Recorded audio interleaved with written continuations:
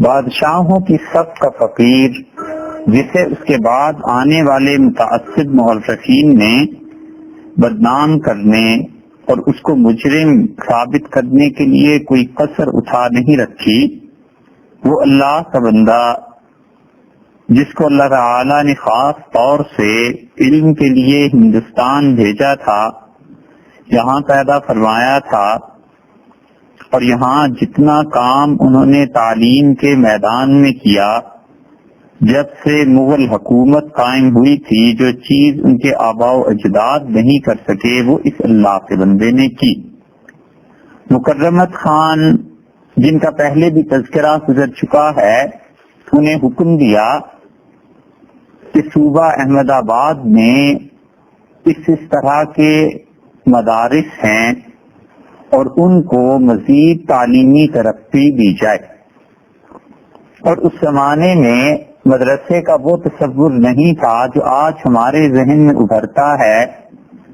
ہمارے خیال میں تو یہ آتا ہے کہ مدرسہ ایسی جگہ کا نام ہے جہاں قرآن اور حدیث بس اور اس سے متعلقہ علوم پڑھائے جاتے ہیں، اور اس وقت حال یہ نہیں تھا، بلکہ یہ تھا کہ مدارس ایسے افراد کار پیدا کرتے تھے جو بیک وقت ایک جامع نصاب کو پڑھے ہوئے ہوتے تھے۔ وہ بچہ زبان کی تعلیم حاصل کرتا تھا، عربی، فارسی، ترکی، اور بعض جگہوں پہ خاص طور پہ لاہور میں فرانسیسی ایک اسکول قائم ہوا تھا، اور وہاں پر فرینچ کی ایجوکیشن دی جاتی تھی۔ وہ زبانیں پڑھتے تھے بچے، اور اس کے بعد وہ اخلاقیات کی کتابیں پڑھتے تھے تاکہ بچپن سے ہی جھوٹ سے نفرت، دغابازی اور نفاق کی زندگی سے بری ہونے کی سعی کریں۔ پھر اس کے بعد وہ اس سے مشکل کتابیں پڑھاتے تھے جو اس زمانے کے علوم پر مشتمل ہوتی تھی، جن میں فلسفہ تھا، میتھمیٹکس تھی، مساحت، زمینوں کی پیمائش تھی۔ اسی طرح حکومت کے کاموں میں جو کچھ کام آتا تھا اس کے کورسز ہوتے تھے، اور اس کے بعد آخر پہ پہنچ کے وہ کتاب و سنت کو بھی پڑھتے تھے۔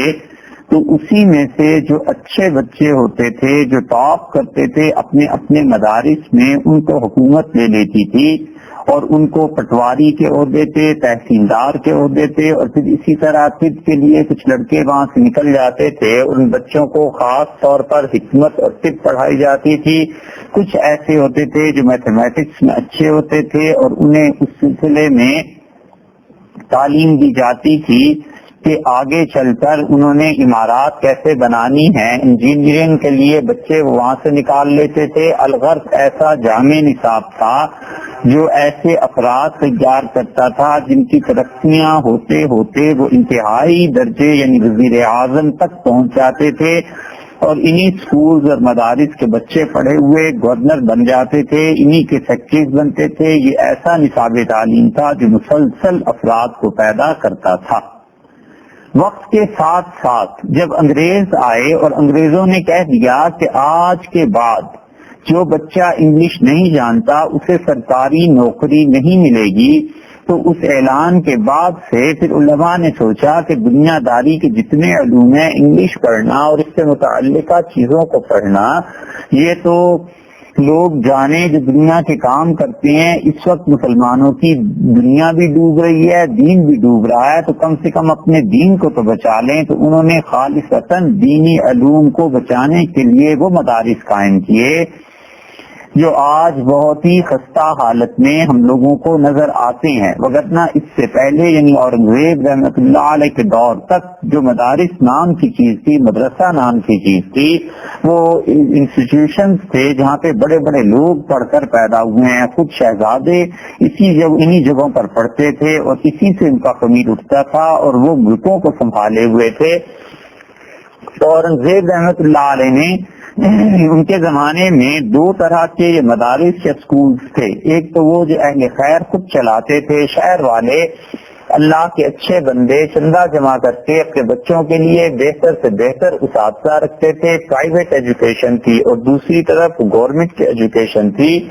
اور اورنگزیب رحمۃ اللہ علیہ نے غالباً یہ پہلے آدمی ہیں جنہوں نے اپنی سلطنت میں جبری تعلیم بھی جاری کی، اور جبری تعلیم کے بعد انہوں نے کہا کہ جو بچہ اسکول پڑھنے کے لیے آئے گا اس کو پہلی کلاس کے بچے کو، یعنی ہمارے ہاں جو پریپ میں آتے ہیں، جو فرسٹ میں آتے ہیں، ان بچوں کے لیے انہوں نے کہا کہ ایک آنا روزانہ کے حساب سے ان کو پیسے ادا کیے جائیں اس بچے کی خوشی کے لیے، اور اگر وہ بچہ گھر سے غریب ہے، کمزور ہے، اس کے والدین اس کی تعلیم کے اخراجات نہیں اٹھا سکتے تو 30 آنے ایک مہینے میں بچے کو دیے جائیں، پھر جب وہ سیکنڈ اسٹیپ میں پہنچتا ہے دوسری کلاس میں تو اس وظیفے کو دگنا کیا جائے، یعنی 2 آنے دیے جائیں۔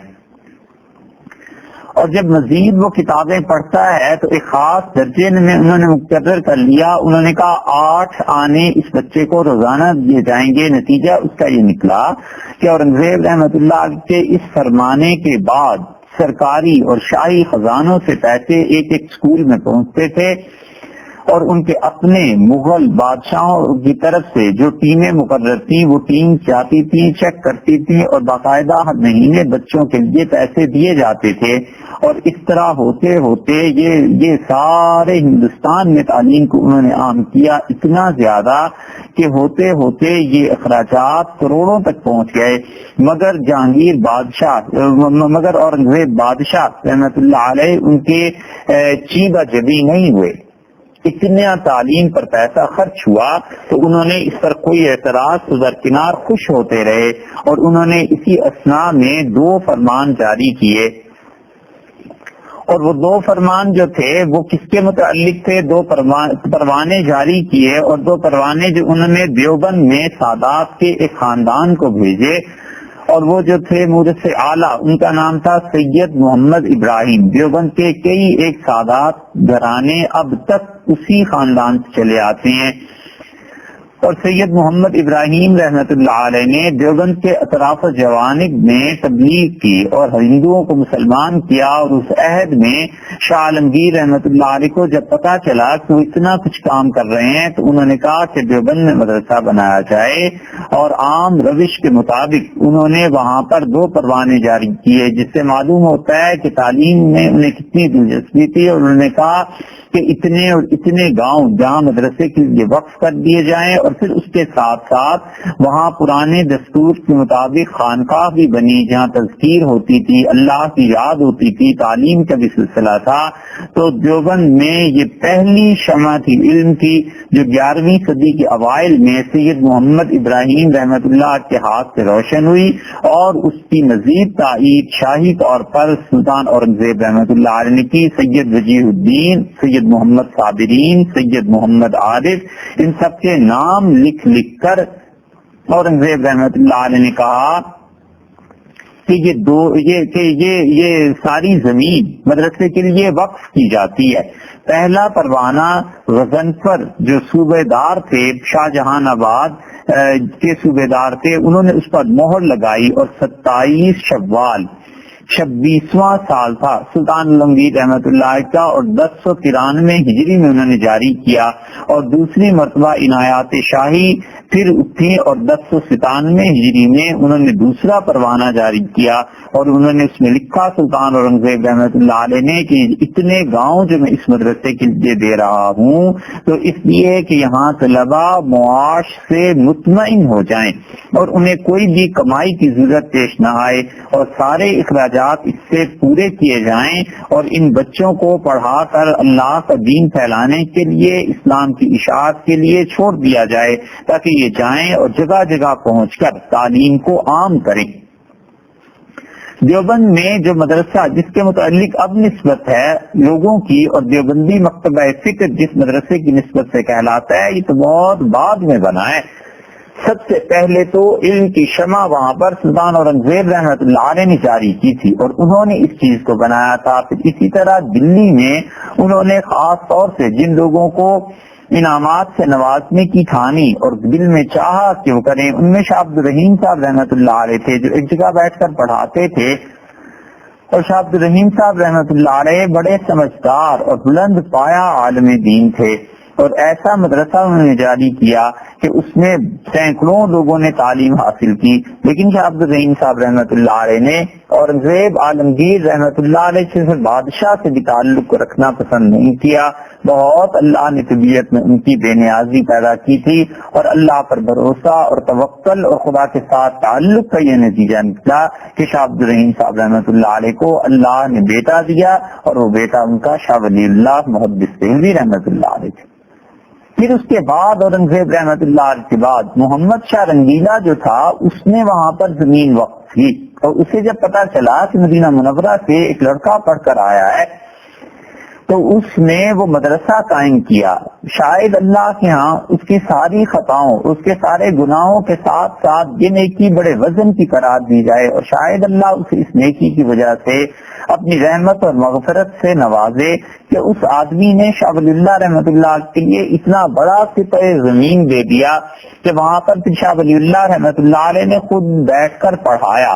پھر وہاں پر حضرت نے اپنے خاندان کے تمام افراد کے گھر بنائے, پھر وہاں پر مدرسہ بنا, پھر وہاں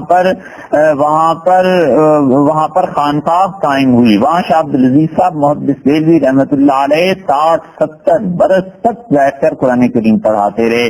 یہی وہ مدرسہ تھا جس میں قاضی ثناء اللہ صاحب پانی پت کے جو قاضی تھے اور حضرت مرزا مظہر جان جانا رحمۃ اللہ علیہ کے خلیفہ اور تفسیر مظہری جنہوں نے لکھی رحمۃ اللہ علیہ, انہوں نے وہیں پڑھا تھا. شاہ اسماعیل صاحب رحمۃ اللہ علیہ نے اپنا بچپن وہاں گزارا, جوانی وہاں گزاری, پڑھا وہاں. شاہ اسحاق صاحب رحمۃ اللہ علیہ وہاں پڑھا تھا. شاہ عبد القادر صاحب محدث دہلوی رحمۃ اللہ علیہ وہیں پہ ان کی تعلیم و تربیت ہوئی. یہ سرچشمہ تھا اور اس سے ایسی چیز اٹھی, ایسا علم کا بادل اٹھا جس نے تمام بر صغیر کو کیا اب بلا خوف تردید کہہ سکتے ہیں کہ پوری دنیا میں اپنے اثرات مرتب کیے. شاہ عبد الرحیم صاحب رحمۃ اللہ علیہ کو وہ شہرت نہیں ہوئی جو ان کے فرزند گرامی قدر شاہ ولی اللہ صاحب رحمۃ اللہ علیہ کو ہوئی, لیکن در حقیقت دیکھا جائے تو یہ اورنگزیب عالمگیر رحمۃ اللہ علیہ کی تعلیم کے میدان میں جو کام تھے ان میں سے یہ بھی ایک ان کی طرف نسبت کیے جانے کے قابل ہے. اتنا زیادہ علم اس جگہ سے پھیلا کہ آپ ذرا سوچئے اور تصور کیجئے. اور ایک اور بات بھی اس کی دیکھیے کہ ایک طرف سلطان اورنگزیب عالمگیر رحمۃ اللہ علیہ اتنی مقتدر ہستی اور دوسری طرف مدرسے میں خاموشی سے شاہ عبد الرحیم صاحب شاہ ولی اللہ صاحب رحمۃ اللہ علیہ یہ پڑھتے پڑھاتے رہے. آج 300 برس کے بعد ہم دیکھیں تو کس کو بقا اللہ نے زیادہ دی اور کس کا کام زیادہ قابل قدر ہوا اور کس کی برکتیں زیادہ پھیلی, تو وہ یہ چند درویش تھے جو دنیا سے منہ موڑ کے ایک جگہ بیٹھ کر سکون سے اپنا کام کرتے رہے. یہ لوگ تھے جنہیں اللہ نے دین کے لیے چن لیا تھا. اور دوسرا بہت بڑا مدرسہ اور حلقہ علم جو تھا وہ فرنگی محل کا تھا. یہ عظیم الشان مدرسہ جامع عبدالحی صاحب فرنگی محلی رحمۃ اللہ جیسے لوگ پیدا ہوئے سلطان اورنگزیب عالمگیر رحمۃ اللہ علیہ کے زمانے میں قائم ہوا اور اورنگزیب رحمۃ اللہ علیہ نے اس کی سرپرستی کی. ملا قطب الدین شہید سہالوی تھے اور ان کے بیٹے تھے ملا نظام الدین رحمۃ اللہ علیہ. انہوں نے فرنگی محل کو اپنا مرکز بنایا اور فرنگی محل سے پھر یہ علم اٹھایا, فرنگی محل سے عمل اٹھایا. اور اپنے والد کی شہادت کے وقت ملا نظام الدین رحمۃ اللہ علیہ 14 برس کے تھے اور وہ جتنا پڑھنا تھا اس وقت ملا جامی ایک کتاب اب بھی پڑھائی جاتی ہے, شرح ملا جامی تک وہ پڑھ چکے تھے. باقی کتابیں انہوں نے پڑھی اور 24 برس کی عمر میں جب مولانا نظام الدین نے پڑھانا شروع کیا تو لوگوں کو اندازہ ہوا کہ یہ تو بڑا پہلوان اکھاڑے میں اترا ہے اور بہت صاحب علم لڑکا ہے جو پڑھانے کے لیے بیٹھا ہے. تو ملا نظام الدین کے والد جو قطب الدین شہید رحمۃ اللہ علیہ تھے ان کے علم و فضل کا بھی شہرہ ہوا. تو سلطان اورنگزیب عالمگیر رحمۃ اللہ علیہ نے کہا کہ مولانا قطب الدین کے نام خط لکھو اور کہو میں ملنا چاہتا ہوں. جب گرامی نامہ ان تک پہنچا تو انہوں نے بادشاہ سلامت کی اس خواہش کی تعمیل سے انکار کر دیا اور انہوں نے کہا میں ایک کونے میں بیٹھا ہوں, پڑھنے پڑھانے سے زیادہ مجھے کچھ اور کسی کام سے دلچسپی نہیں اور فقیر اس گوشہ عافیت میں عزلت میں بیٹھ کر آپ کے لیے دعا کرتا ہے.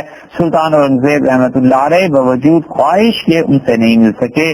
یہ تھے اصل میں علماء علماء دین جنہوں نے اپنے دین کو فروخت نہیں کیا.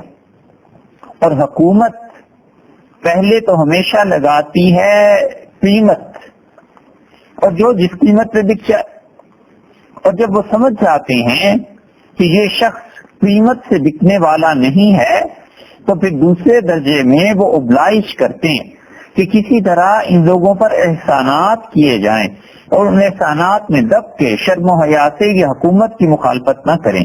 جب وہ دیکھتے ہیں کہ اس کا بھی اثر نہیں ہوا تو تیسرے درجے میں آ کر پھر وہ بدنام کرنا شروع کرتے ہیں، اور پھر وہ لوگوں میں ہوا دیتے ہیں افواہوں کو کہ فلاں ایسا اور فلاں ایسا، تاکہ یہ ہمارا نہیں رہا تو لوگوں کا بھی نہ رہے، ہم اس سے فائدہ نہیں اٹھا سکتے، یہ ہم سے نہیں ملا تو اس کے نتیجہ یہ نکلے گا کہ لوگ بھی اس سے متنفر ہو جائیں. حکومتوں کے ہتھ کنڈے ہر زمانے میں مختلف ہوا ہی کرتے ہیں، اور اللہ کی گرفت بھی ہر زمانے میں مختلف ہوا کرتی ہے. کسی کو کیسے رسوا کرتے ہیں، کسی کو کیسے رسوا کرتے ہیں.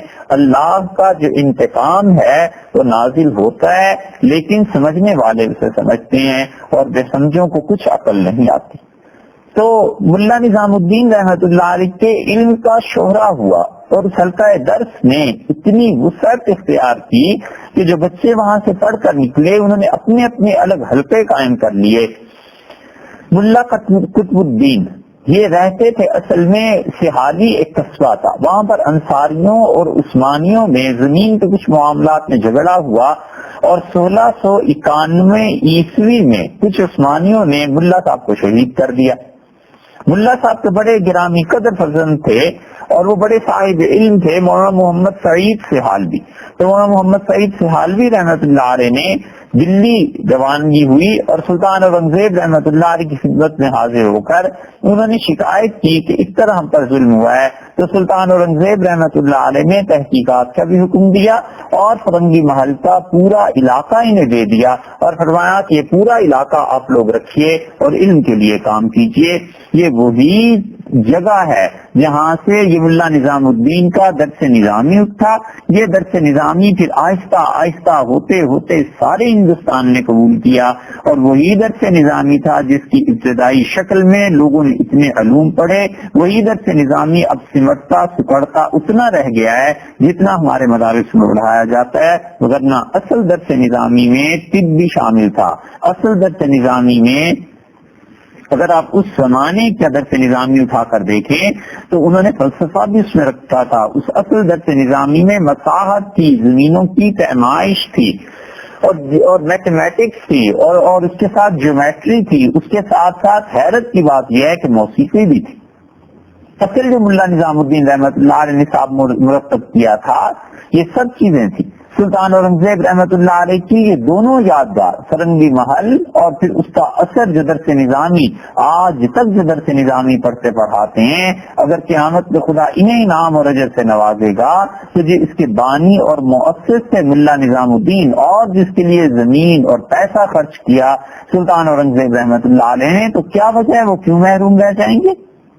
اس لیے کہ وہ ہندوؤں کے ظلم اور ستم کا شکار ہوا، اس لیے کہ اس کے خلاف ہندو مورخین لکھتے رہے، اس لیے کہ وہ اپنے باپ کا قاتل ہونے کی وجہ سے مجرم ٹھہرا. جتنے مرضی الزامات لگا لیں لیکن اس شخص کی یہ نیکیاں کون مٹا سکتا ہے. اسی طرح دیوبند میں علم کو جو شروع کیا تھا اولین طور پر انہوں نے ہی شروع کیا تھا. کتنے مدارس ہیں ان کے زمانے کے جنہیں گنوایا جائے. پٹن ایک جگہ تھی، وہاں پر فیض صفا کے نام سے انہوں نے مدرسہ شروع کیا اور کروایا، اور کہا ہر طرح کا علم اور فن پورے ہندوستان میں جو ہے یہاں ان کو دیا جائے. اور ساتھ ساتھ انہوں نے کہا کہ ریزیڈینشل اسے بنایا جائے، اقامہ بنایا جائے، اور قدیم طرز کے حمام اور طلباء کے لیے باقاعدہ وظیفے مقرر کیے کہ جو بچے یہاں پر پڑھنے آئیں حکومت وقت کی طرف سے اتنے پیسے ان کی خدمت میں پیش کیے جاتے رہے. جب بادشاہ کی توجہ اس طرف تھی اورنگزیب رحمت اللہ علیہ کی طرف، تو ان کے جو عمراء تھے، جو وزراء تھے، انہوں نے بھی اپنے اپنے علاقوں میں ترقی کے لیے سوچا اور انہوں نے بھی اس کام کو کیا. کیونکہ ہوتا یہی ہے کہ جس طرف حکمران وقت کی توجہ زیادہ ہو حکمران کی خوشنودی حاصل کرنے کے لیے، وزراء اس طرف جایا ہی کرتے ہیں. وہ تو حکم کے غلام، وہ تو حکم بھی بہت بڑی چیز ہوتا ہے، اشارہ ابرو کے غلام ہوتے ہیں. تو شجاعت خان نے گجرات میں صوبے کا گورنر تھا اور عالمگیر رحمت اللہ علیہ عمر بھر اس سے خوش رہے، اور اس نے اپنے زمانے میں گجرات کے لوگوں کو اتنا خوشحال کر دیا کہ پھر ایک بہت بڑا ٹکڑا زمین کا خریدا اور کہا یہ میری قبر کی جگہ ہے، اور اس کے ساتھ ساتھ ان بچوں کو پڑھانے کے لیے مدرسہ قائم کیا جائے جنہوں نے آگے چل کے مملکت کو سنبھالنا ہے۔ اور 1692 عیسوی میں جب یہ پایہ تکمیل کو پہنچی تو گجرات کے تمام علماء کو دعوت دی گئی، اور وہاں پر انہوں نے یہ سارا بندوبست کیا، اور اپنی زندگی میں وہ ہمیشہ اس کی مدد کرتے رہے۔ بنارس میں مولانا امان اللہ صاحب تھے، اور مولانا امان اللہ صاحب بنارسی کی وہ درسگاہ تھی جہاں پر ملا نظام الدین بھی کبھی پڑھنے گئے تھے، تو وہاں پر ملا نظام الدین رحمت اللہ علیہ پڑھ کے آگے تھے، فرنگی محل لکھنؤ واپس، اور بنارس میں اس مدرسے کو مزید سلطان اورنگزیب رحمت اللہ علیہ نے پیسہ بھجوا کر ترقی دی۔ ایسے ہی کتنے ہی مدارس تھے 1697 میں، 1690 میں، 1699 میں، یہ تو ہم سن گن رہے ہیں، ان میں ایسے مدارس تھے کہ ایک مدرسہ بنایا گیا اور سلطان اورنگزیب رحمت اللہ نے کہا کہ مجھے معلوم ہوا ہے کہ 1,24,000 روپے اس عمارت اور اس مدرسے کی تعمیر میں سب چیزوں میں خرچ ہوئے ہیں، تو یہ حکومت کی طرف سے آپ کو دیے جاتے ہیں۔ اور اس کے بعد ایک گاؤں انہوں نے وقف کر دیے، شاید 15 یا 20 گاؤں وقف کر دیے، اور فرمایا کہ جتنی بھی اس گاؤں سے جس فصل کی آمدنی ہے تو سب اس مدرسے کو ملے گی، اور اس مدرسے میں بچے تعلیم حاصل کریں گے۔ مولانا نور الدین گجراتی تھے، وہ جو وہاں پر میتھمیٹکس پڑھاتے تھے، اعلیٰ پیمانے کی جیومیٹری پڑھاتے تھے، پھر عظیم الشان کتب خانہ تھا، اور پھر ہوتے ہوتے وہ وقت آیا جب طلباء ہو گئے زیادہ، اور مدرسین اور طلباء ان کے لیے وہ جو گاؤں وقف کیے گئے تھے وہ پیسے پورے نہیں ہوتے تھے، اور پھر اہل علم ان میں اب ان کو کیا سوانے بیان کریں، اب فقط نام ہی لیے جا سکتے ہیں، اگر اس کو بیان کریں تو پھر تو پورا مہینہ ہی گزر جائے کہ وہ کتنی بڑی ہستیاں تھیں۔ 7 آدمی اس وقت اس مدرسے میں جمع ہو گئے، ملا محمد حسین تھے، شیخ محمد تھے، سید ہاشم، سید احمد، ملا عبدالنبی، شیخ اللہ بخش اور شیخ نور الدین رحمت اللہ علیہ، یہ سارے حضرات وہاں پر جمع ہو گئے اور ڈنکا پٹ کیا کہ اتنے بڑے بڑے پڑھانے والے یہاں پر آئے ہوئے ہیں، تو بچوں کی الغار ہو گئی۔ تو ملا عبدالنبی نے ایک خط لکھا صوبے کے گورنر کے نام، اور انہوں نے لکھا کہ یہ شاندار مدرسہ جس سے سلطان اورنگزیب رحمت اللہ علیہ کی عنایات ہمیشہ سے ہیں، طلباء سے بھر گیا ہے، اور اتنا کہ پڑھانے والے اپنی تنخواہیں بھی خرچ کرتے ہیں، اس کے باوجود مدرسے کے اخراجات پورے نہیں ہوتے۔ تو ہر استاد نے اپنی طرف سے خط لکھ کر بھیجے، اور پھر ہوا یہ کہ کچھ طلباء جو غیر ملکی تھے، کہاں سے پڑھنے آئے ہوئے تھے؟ ایران سے، شیراز سے، بخارا سے، الجزائر سے، سمرقند سے، ان سارے ممالک میں جو اس وقت سلطان اورنگزیب رحمت اللہ علیہ کے قبضے میں تو نہیں تھے، وہاں پڑھنے آتے تھے بچے۔ اور یہ مدرسہ احمد آباد میں تھا، تو احمد آباد میں غیر ملکی طلباء بھی جب بہت زیادہ آ گئے ایک سال، تو غیر ملکی طلباء نے بادشاہ کے نام خط لکھا، اور بادشاہ قدر کرنے والا تھا، اور اس میں لکھا کہ احمد آباد کے مدرسہ ہدایت بخش کے ہم طلباء آپ سے درخواست کرتے ہیں کہ یہاں آپ کے صوبیدار اکرام الدین کی کوشش سے مدرسہ، مسجد اور ہاسٹلز بڑے اچھے تعمیر ہوئے ہیں، اور یہاں پر لوگ پڑھنے کے لیے آ رہے ہیں، لیکن یہ احمد آباد کا مدرسہ دوسرے صوبوں کی نسبت بہت زیادہ طلباء سے بھر گیا، اور آپ کے صوبے والے ان تمام طلباء کے اخراجات برداشت نہیں کر سکتے، اس لیے تنگی اور اسرت کے ساتھ گزارا ہو رہا ہے، اور ہم آپ سے درخواست کرتے ہیں کہ آپ اس مدرسے کے لیے کچھ آمدن کو بڑھا دیں تاکہ ہم لوگ علم حاصل کریں، حلال کمائیں، اور آپ کے لیے دعائیں خیر کرتے رہیں، اور دینداری اس مدرسے کی قائم رہے اور یہ مدرسہ چلتا رہے۔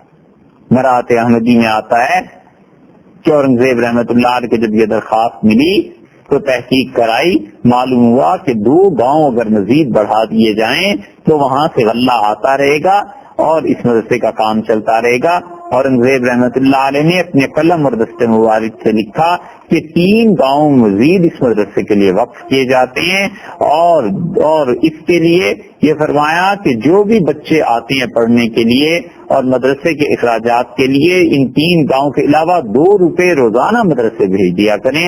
اس زمانے کے یعنی 1690 کے 2 روپے آج آپ سمجھ سکتے ہیں کتنے ہوں گے۔ یہ سب وہ لوگ تھے جنہوں نے تعلیم کے لیے کام کیا، اور اورنگزیب رحمت اللہ علیہ نے یہ اپنے پروانے جاری کیے۔ ایک اور پروانہ اورنگزیب عالمگیر رحمت اللہ علیہ کے دور کا 1684 عیسوی کا دیکھا گیا ہے، سیف خان کی موت سے جاری ہوا تھا، اور اس پہ بادشاہ سلامت کی بھی مہر لگی ہوئی ہے۔ اور وہ ہے کیا؟ صرف کسی طالب علم نے درخواست بھیج دی کہ میری تعلیمی قابلیت اتنی ہے۔ اورنگزیب رحمت اللہ علیہ باتوں سے متاثر ہونے والے آدمی نہیں تھے، بچوں کو دیکھتے تھے، تحریر پڑھتے تھے، اور جس طالب علم نے لکھا تھا اس کی تحریر سے انہیں اندازہ ہوا کہ یہ کوئی جوہر قابل ہے اور اس کی مدد کرنی چاہیے، اور اس جوہر کی جوہریت کو نمایاں کرنے کے لیے، اس بچے کو آگے لانے کے لیے، اس بچے کی پرورش کے لیے پیسے کی ضرورت ہے، وہ دینا چاہیے۔ تو انہوں نے اس کی درخواست بھیج دی اپنے محکمے، خفیہ محکمے میں، اور کہا اس لڑکے کے متعلق پتہ چلاؤ کہ یہ کیا کرتا ہے۔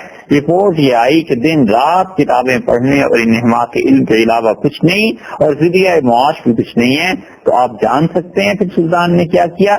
سلطان اورنگزیب رحمت اللہ علیہ نے یہ اب تک محفوظ ہے 100 بیگھہ زمین اس بچے کو دی، 100 ایکڑ زمین، کہا اس علاقے میں زراعت کے قابل 100 ایکڑ زمین آئندہ فصل کے بعد حکومت کی زمین میں سے اسے دے دی جائے، اور ہمیشہ ہمیشہ کے لیے حکومت کے ٹیکسز معاف کر دیے جائیں، اور کسی طرح یہ بچہ پریشان نہ ہو، آزادی کے ساتھ بغیر کسی پریشانی کے اپنی تعلیم میں مشغول رہے۔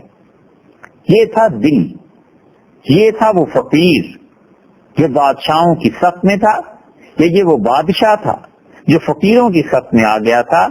100 ایکڑ زمین آج بھی کوئی سوچ سکتا ہے کسی کو دینے کی؟ اورنگزیب کو ایسی قدر تھی، اسی لیے وہ کہتا تھا کہ کسی طرح لوگ پیدا ہوں جو میرے بعد اس سلطنت کو سنبھال سکیں۔ عربی گرامر میں جو چیزیں پڑھائی جاتی تھی، قافیہ، شرح جامی، لاجک، منطق میں جو چیزیں پڑھائی جاتی تھی، شرح مطالعے، فلسفہ پڑھایا جاتا تھا، بدایت الحکمت، اب کسی کو کیا معلوم یہ کتابیں کیا ہیں اور ان میں کیا چیز ہوتی ہے۔ علم کلام میں شرح عقائد پڑھائی جاتی تھی، فقہ میں ہدایت تک تعلیم ہوتی تھی، قاضی بننے کے لیے کورس الگ تھے، طبیب بننے کے لیے، ڈاکٹر بننے کے لیے کورس الگ تھے، انجینئرنگ کے لیے الگ تھے، حیرت، نجوم، حساب، تجوید عقل حدیث یہ پڑھائی جاتی تھی، اس مقصد کے لیے کہ ہر بچے کو کچھ نہ کچھ طب سے، میڈیسن سے واقفیت ہونی چاہیے۔ جیسے ہمارے ہاں بعض چیزیں پڑھائی جاتی ہیں، ہائیڈرولوجی شاید کہتے ہیں، اسے پڑھاتے تھے، اس زمانے میں طب میں موجز القانون ایک کتاب تھی، وہ پڑھاتے تھے۔ ہر بچے کو قرآن کریم کی کچھ نہ کچھ تفسیر پڑھنی چاہیے۔ نصفی رحمت اللہ علیہ کی مدارک پڑھائی جاتی تھی، بچوں کے اخلاقیات ٹھیک ہونے چاہیے، انہیں عوارف المعارف، شہاب الدین سہروردی رحمت اللہ علیہ کی رباعیات جامی، شرح لمعات، نقد النصوص، اس کا مقدمہ، یہ چیزیں پڑھاتے تھے۔ اور اورنگزیب رحمت اللہ علیہ نے اپنے زمانے میں کمال کے جو کام کیے، انہوں نے کہا میرے اس دور میں کچھ عرصے کے بعد، جب وہ بادشاہ ہو گئے تھے، اس کے کچھ عرصے کے بعد انہوں نے کہا کہ نصاب میں تبدیلی کی جائے، وقت آگے کو چل رہا ہے اور ہمیں نصاب میں تبدیلی کرنی چاہیے۔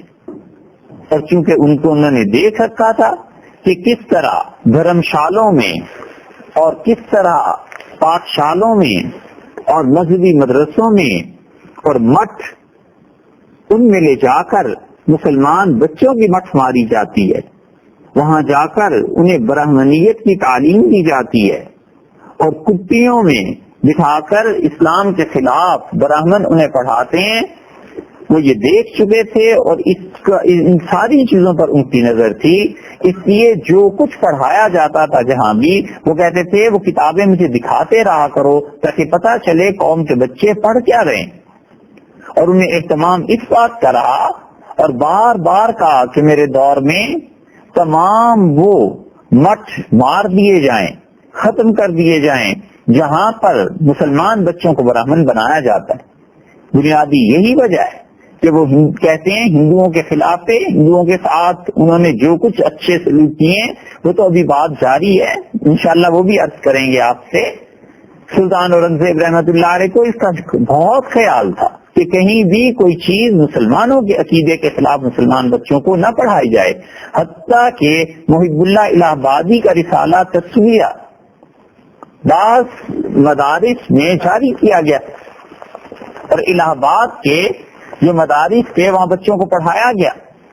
اس کی شہرت ہوئی اور پیش کیا گیا سلطان اورنگزیب کو، کیونکہ انہوں نے حکم دے رکھا تھا کہ جہاں بھی نصاب میں کوئی تبدیلی کی جائے گی مجھے بتایا جائے گا. تب نصاب میں تبدیلی وہاں ہوئی. اتنی نصاب کی تبدیلیوں پر نظر رکھنے والے تو آج نہیں ہیں، یہ تعلیم کا ڈھنڈورا پیٹتے پھرتے ہیں اور 200 اسکول کھول دیے اور 300 اسکول کھول دیے. منہ بھر کے جھوٹ بھی بولتے ہیں اور ان سے کوئی پوچھے کہ اسکول تو تم نے کھول دیے، چلو فرض کر لو 300 اسکول ہی کھول دیے، پڑھا کیا رہے؟ کیا وہی چیزیں جن کو پڑھ کے مسلمان مسلمان نہ رہے اور ہندو ہندو نہ رہے؟ اور اسلام اور دین کے متعلق اتنے شکوک اور شبہات کے کانٹے تم اس کے دماغ میں بو دو، بیج دو کہ وہ ساری زندگی شریعت کا ادب اور اہل علم کے مجلس اس میں جانے کے قابل نہ ہو. پڑھانا کیا ہے؟ اورنگزیب ان تمام مصروفیات کے باوجود کہتے تھے جہاں جہاں نصاب تبدیل ہو مجھے بتایا جائے کہ بچوں کو پڑھایا کیا جا رہا ہے. تو محب اللہ الہ آبادی کا ایک کتابچہ یا ایک کتاب جو اس وقت بعض جگہوں پر پڑھائی جا رہی تھی الہ آباد میں پیش کی گئی اور کہا کہ الہ آباد میں تبدیلی میں یہ چیز آئی ہے. تو انہوں نے جب اسے پڑھا تو ایک دن اپنے استاد میر سید محمد قنوجی رحمت اللہ علیہ بہت بڑے عالم دین تھے اور شیخ محمدی سے بات کی اور ان دونوں کو بلا لیا. اور میر سید محمد کا بڑا احترام اور ادب کرتے تھے اورنگزیب، اور ان کے سامنے وہ رکھا اور کہا کہ جناب یہ جو محب اللہ صاحب نے لکھا ہے اپنے اس رسالے میں اور بچوں کو پڑھایا جا رہا ہے، مجھے اس عبارت کا بتائیں اس کا کیا مطلب ہے. سید قنوجی چپ ہو گئے اور شیخ محمدی جو اورنگزیب رحمت اللہ علیہ کے استاد تھے ان سے اورنگزیب نے سخت لہجے میں بات کی اور کہا کہ آپ ان کو اپنا پیر و مرشد مانتے ہیں محب اللہ صاحب کو اور ان کی مریدی کا آپ دعویٰ کرتے ہیں، اور اس رسالے میں جو کچھ انہوں نے لکھا ہے اب مجھے صرف یہ ثابت کر کے دیں کہ یہ شریعت کے مطابق ہے. شیخ محمدی نے کہا کہ جس مقام پر بیٹھ کے میرے شیخ نے یہ گفتگو کی ہے اور بلندی ان کے علم کی اور ان کی روحانیت کی، یہ اس کی دلیل ہے. اور اگر کبھی میں اس مقام تک پہنچا تو پھر میں آپ کو اس کی شرح کر کے بتا دوں گا. اور جو آج آپ مجھ سے پوچھ رہے ہیں اس دن کے لیے انتظار کیجئے جب خدا مجھے وہ مقام دے علم کا اور روحانیت کا تو میں شرح لکھ کے بھیج دوں آپ کو.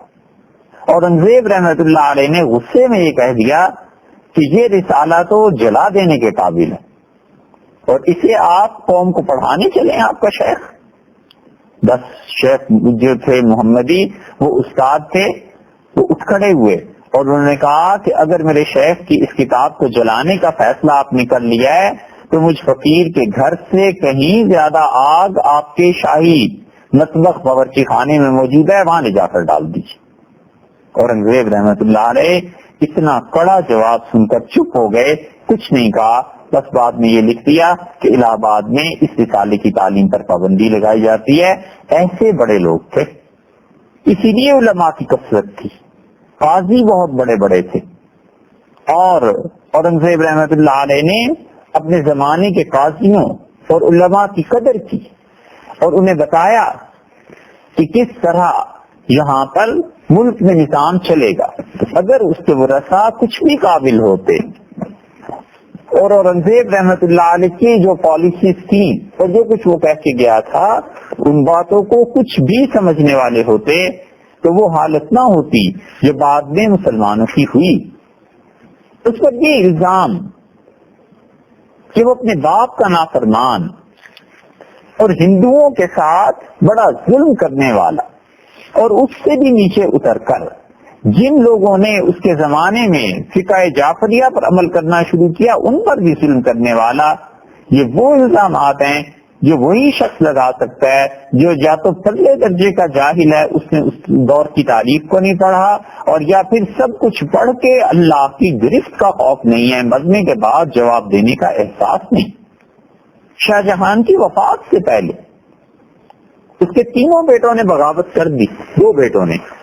دارا شکوہ تو اپنی بات تھا، اسے تو پتا تھا کہ شاہ جہان کی زندگی میں ہی میں بادشاہ ہوں، بے بولے بھی شاہ جہان کے سارے احکامات میرے ہی چلتے ہیں۔ اور شاہ جہان بادشاہ وہ چاہتے تھے کہ دارا شکوہ کو اپنی جگہ پر بٹھائیں، اسی لیے اورنگزیب کو انہوں نے ہمیشہ دور دور صوبوں میں رکھا تاکہ مرکز میں اس کے اثرات نہ پہنچیں جلدی۔ لیکن مرکز میں شاہ جہان بادشاہ کے دوست جو اورنگزیب کے لیے چچا اور تایا کی حیثیت رکھتے تھے، وہ سب جانتے تھے کہ ان چاروں بھائیوں میں سب سے زیادہ قابل اور سلطنت کا اہل یہی ہے۔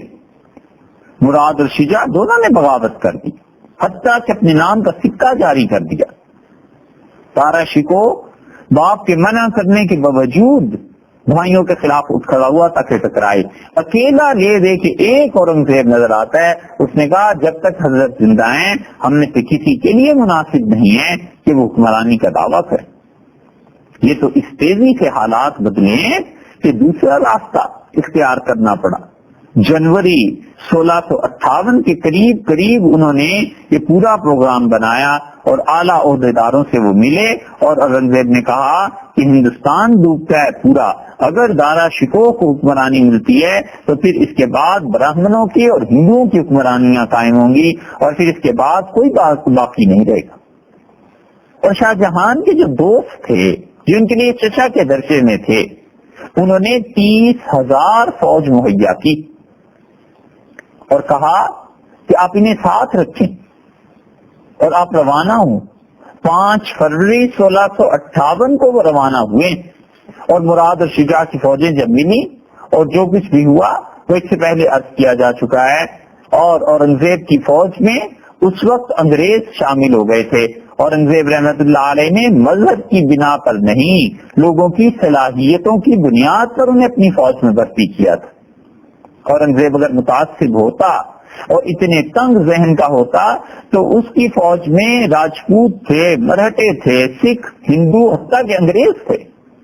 جتنی بھی آرٹلری تھی اورنگزیب کی، اس میں بہترین انگریز اس نے رکھے ہوئے تھے جو فرانس سے آئے تھے، نوکریاں تلاش کرتے ہوئے آئے تھے، اور عالمگیر رحمت اللہ علیہ نے اپنے ہاں انہیں نوکریاں دی تھی۔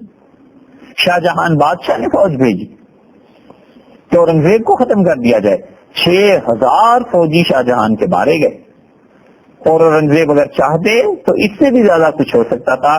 سامو گڑھ کی لڑائی کے بعد اورنگزیب نے مراد کو مبارکباد دی اور کہا کہ حکومت آپ کو ملنی چاہیے، لیکن باپ شاہ جہان وہ چاہتے تھے کہ حکومت دارا شکوہ کو ملے، اور اورنگزیب اس بات کو کسی صورت برداشت کرنے کے لیے تیار نہیں تھے۔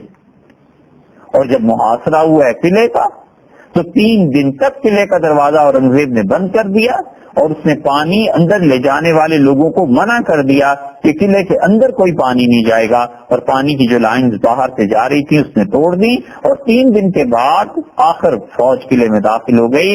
اور اورنگزیب اس وقت بھی اگر چاہتا تو شاہ جہان کے مصاحب اور اندر جو کچھ لوگ تھے انہیں قتل کیا جا سکتا تھا، مارا جا سکتا تھا، لیکن اس نے ایسے نہیں کیا۔ صرف یہ کیا کہ فوج جو حامی تھی شاہ جہان کے ان لوگوں کو نکال دیا اور کہا یہ قلعہ والد کے لیے خالی کر دیا جائے۔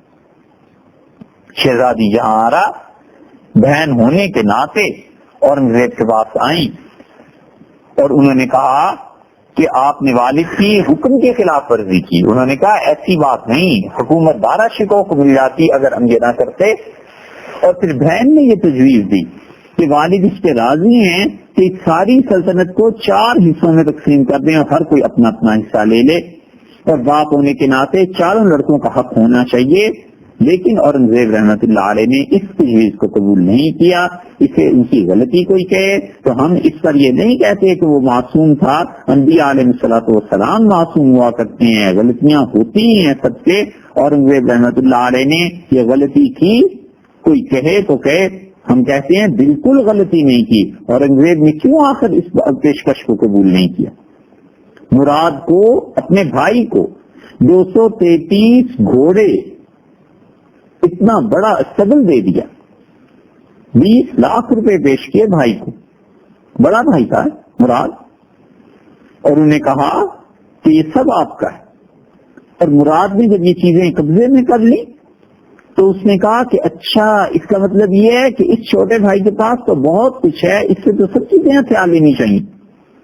اور پتا اس سے ویسے بھی تھا.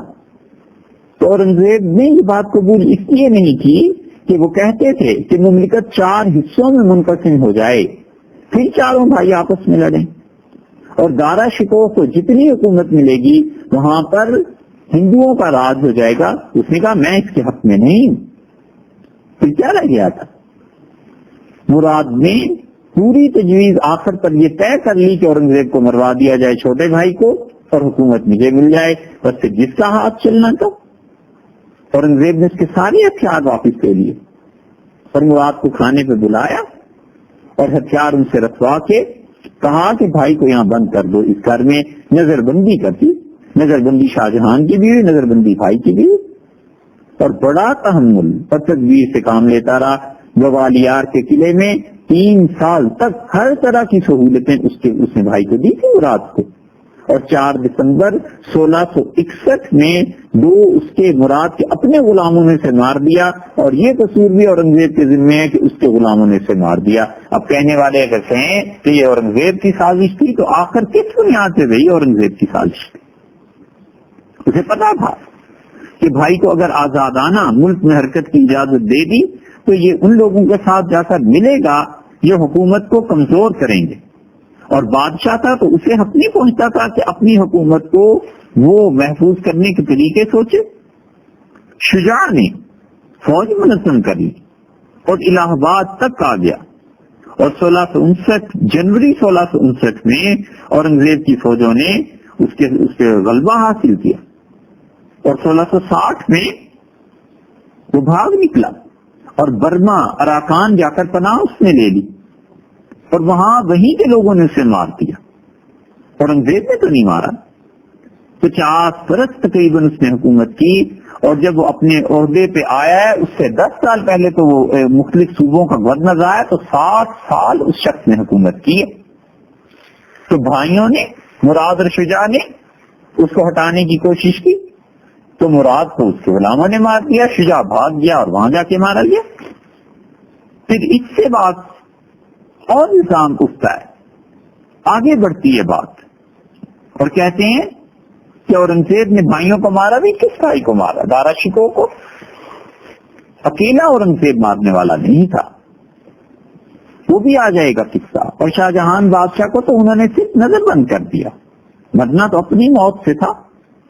جتنے ہندو مورخین اورنگزیب پر اعتراض کرتے ہیں ان سے یہ کوئی نہیں پوچھتا کہ اشوک کی سلطنت اب تک مثال کے طور پر گنی جاتی, اور پنڈت جواہر لال نہرو کی صاحبزادی اندرا گاندھی نے ایک مرتبہ کہا کہ ان کا یہ جی چاہتا ہے کہ اشوک جیسی حکومت انہیں ملے.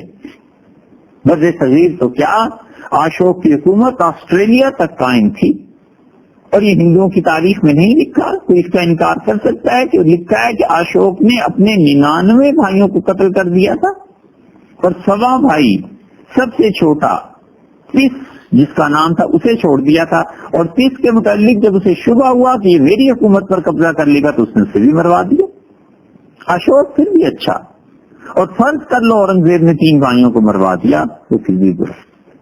کلنگ کی لڑائی میں 1 لاکھ آدمی مر گئے, اور 1.5 لاکھ آدمی جب قید میں آئے, اور اتنا خون بہا, اتنا خون اور اتنی لاشیں کہ پرندے کئی دن تک نوچ نوچ کے کھاتے رہے.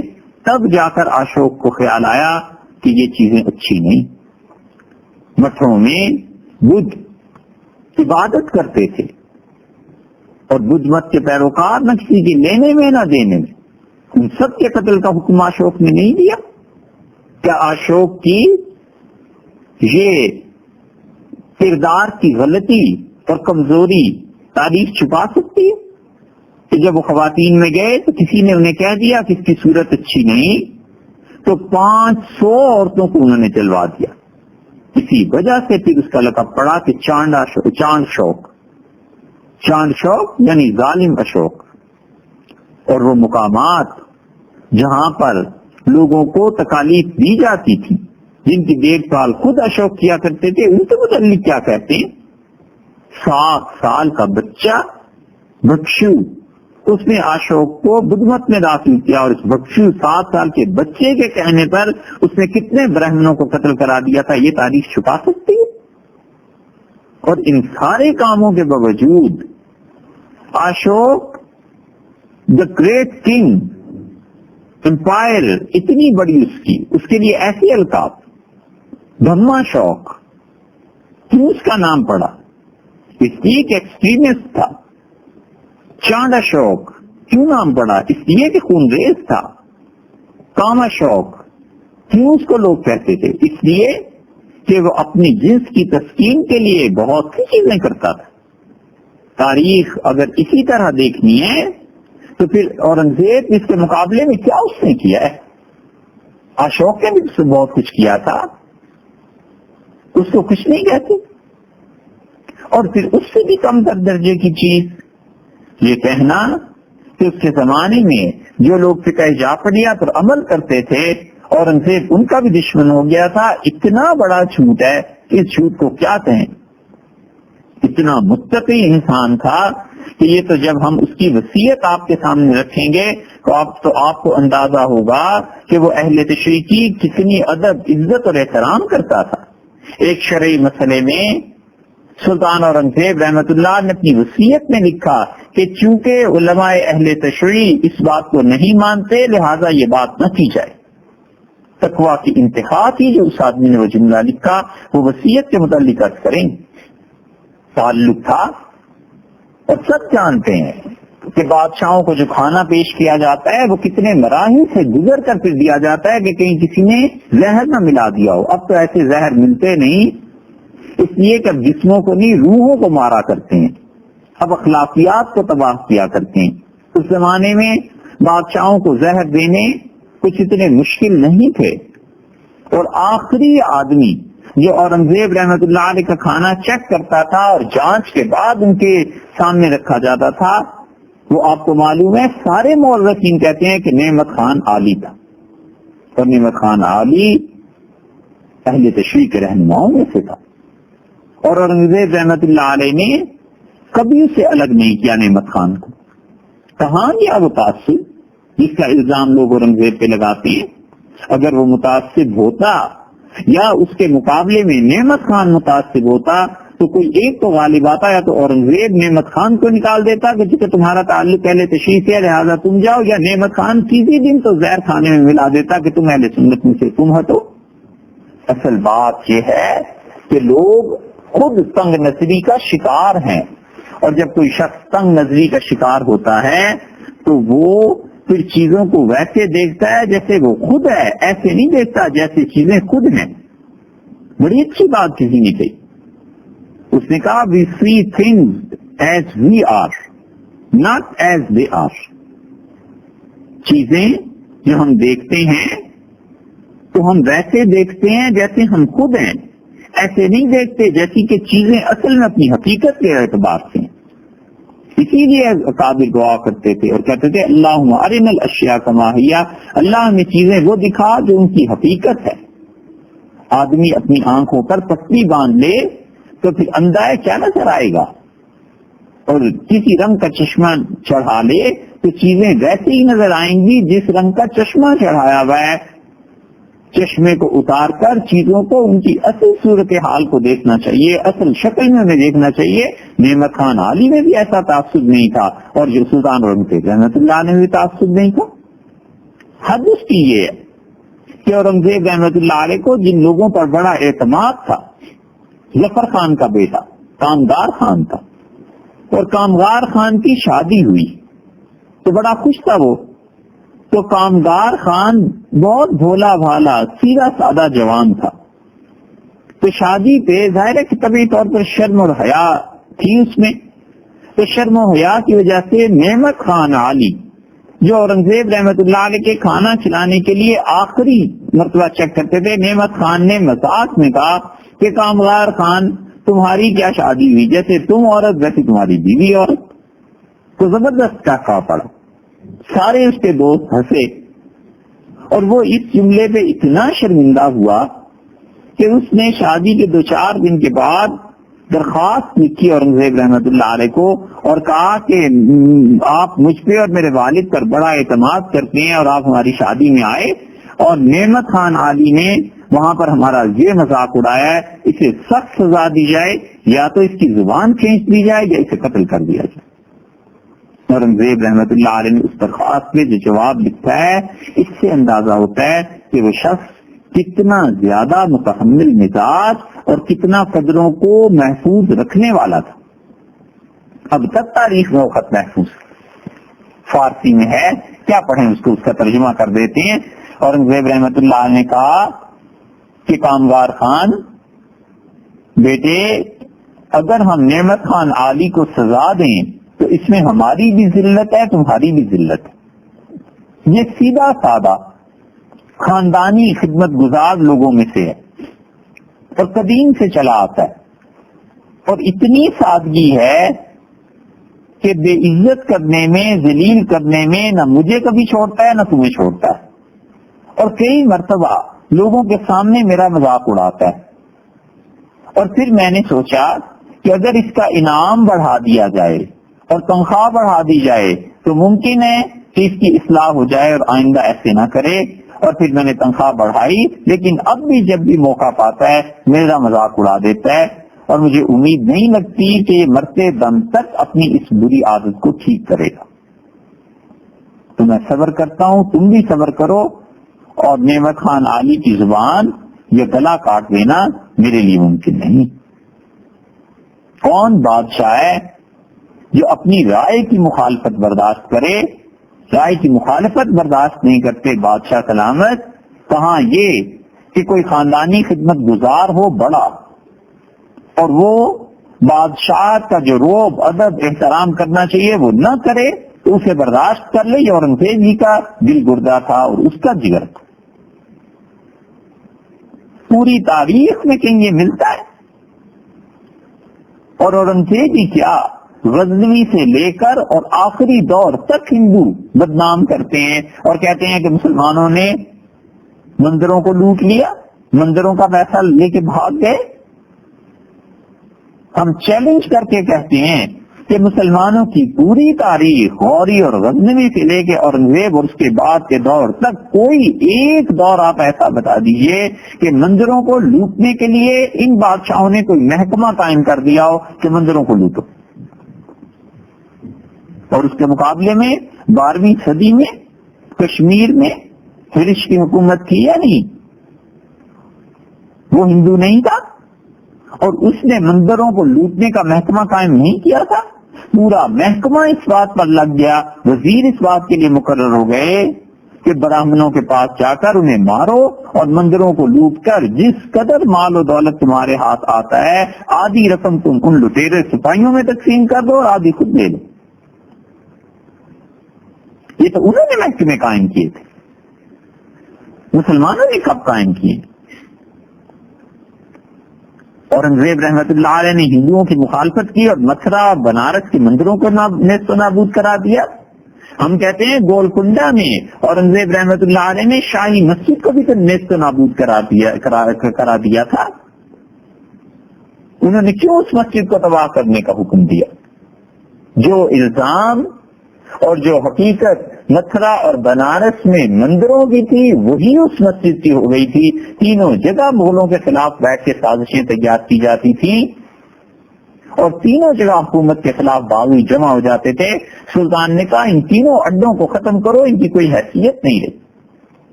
اورنگزیب کو یہ خیال نہیں تھا کہ ان کی مملکت آدھی سے زیادہ ہندو ہے، اور ہندوؤں کی اکثریت ہے اور ان سب کو ساتھ لے کر چلنا ہے.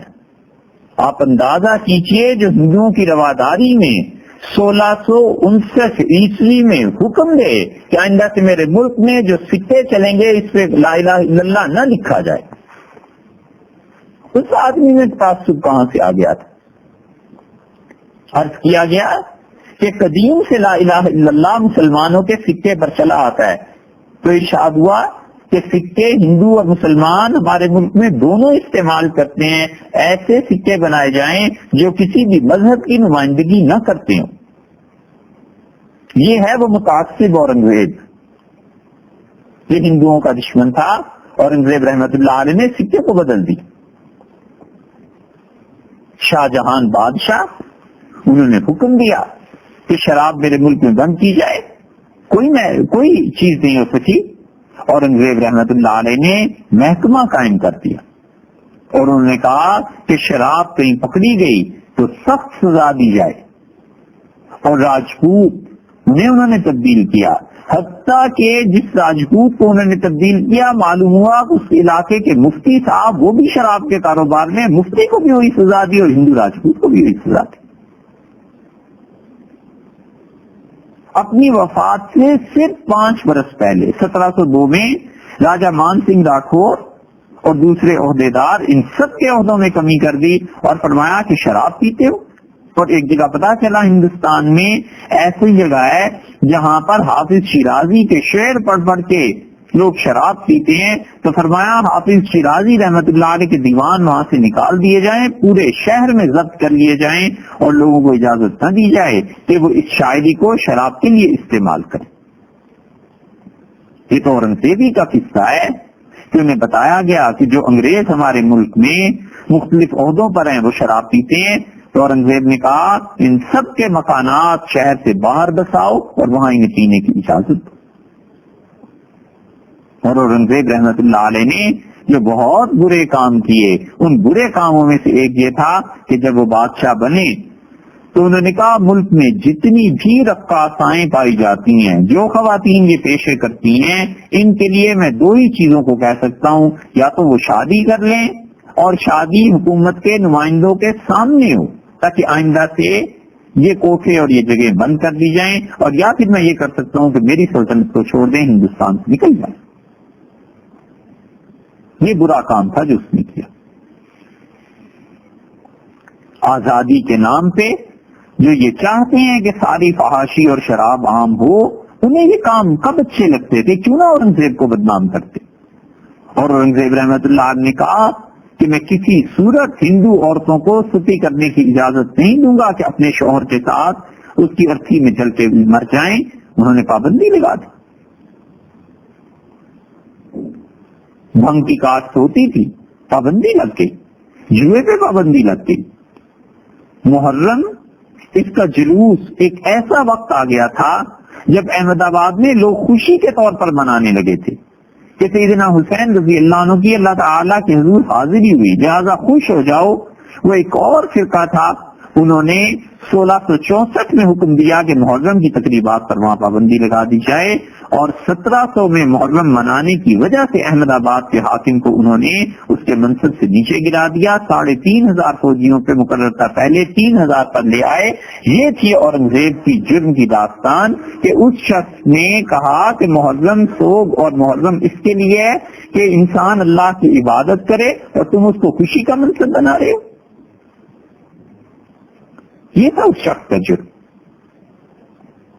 11واں سال ہوا تخت نشینی کو، اور فرمایا دربار میں کوئی ناچ گانا نہیں ہونا چاہیے، اور اس ایک کو حکم میں لکھا ہے. یہ سب چیزیں ان کی اپنی تحریر کی موجود ہیں. کہا میری یکسوئی میں فرق پڑتا ہے، مجھے جو چیزیں سوچنی ہے مملکت کے لیے میں سوچ نہیں سکتا. میرے افسر ان کے کام کے رفتار میں کمی ہوتی جا رہی ہے، اور مجھے معلوم ہے کہ یہ لوگ ناچ گانے کو سنتے ہیں، لہذا ختم کیا جائے گی. حقیقت یہ ہے کہ اس کے دربار میں دنیا بھر کے ناچ گانے والے جمع ہو سکتے تھے، مگر اس شخص نے اپنے آپ کو ناچ گانے کے لیے نہیں رکھا ہوا تھا، شراب اور عیش کے لیے نہیں رکھا ہوا تھا.